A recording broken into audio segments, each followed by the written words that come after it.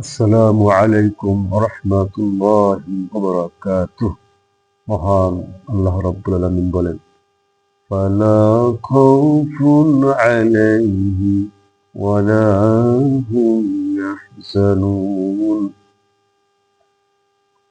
তাদের কোনো ভয় নেই আর তাদের কোনো চিন্তাও নেই। সুতরাং আল্লাহ রাব্বুল আলামিন যেহেতু অভয় দিয়েছেন, সেহেতু পৃথিবীর কোনো মানুষকে ভয় করা যাবে না।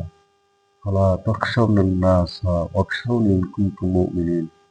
যদি তোমরা ইমানদার হও তাহলে আমি আল্লাহকে ভয় করো, পৃথিবীর কোনো মানুষকে ভয় করো না।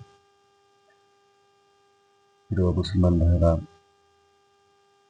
এই প্রথম বাংলাদেশ জামায়াতে ইসলামের মহিলা সমাবেশ ঢাকা সোহরাওয়ার্দী উদ্যানে ৩১শে জানুয়ারি অনুষ্ঠিত হবে।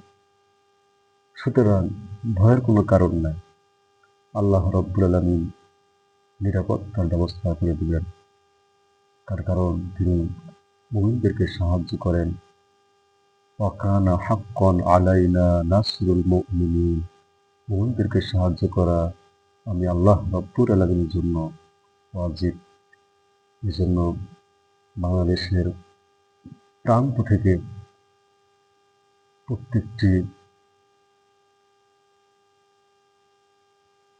মহিলা জামাত এবং ছাত্রী সংস্থা সবাই যেন দলে দলে আগামী ৩১শে জানুয়ারি সকাল ১০টার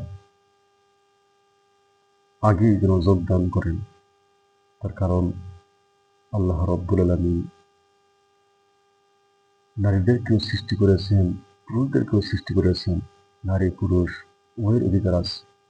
আজকে তারা নারীদেরকে অবদস্থ করতেছে, ইসলামী দলকে অবদস্থ করতেছে।